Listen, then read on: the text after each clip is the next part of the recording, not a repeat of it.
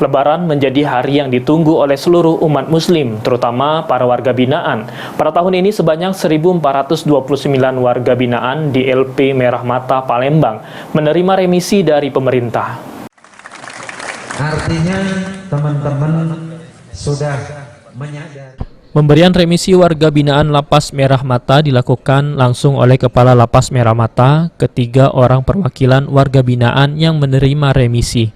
Dalam remisi kali ini, Lapas Merah Mata sendiri memberikan remisi kepada 1.429 warga binaannya. Masing remisi khusus 1 sebanyak 1.425 warga binaan, lalu remisi khusus 2 sebanyak 5 warga binaan.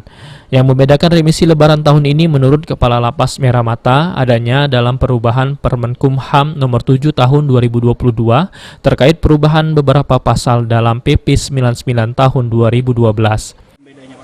Yang menjadi pembedanya adalah bahwa remisi khusus tahun 2022 ini kan ada Permen nomor 7 tahun 2022 terkait dengan ada perubahan beberapa pasal di PP 99. Jadi ada sekitar 600 orang mereka yang tadinya belum bisa mendapatkan karena ada perubahan pasal di PP 99 ini sehingga mereka mendapatkan remisi keterlambatan. Sementara itu, salah satu warga binaan yang menerima remisi mengucapkan rasa syukur atas pemberian remisi dan selanjutnya berjanji tidak akan mengulangi perbuatannya. Kita mendapatkan remisi nih. Alhamdulillah, jadi tambahan semangat bagi kami mendekati untuk pulang, jadi semangat baru jadi.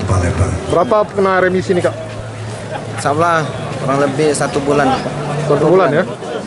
Dari masa penahanan yang kita jalani berapa lama? Udah jalan 5 tahun ini.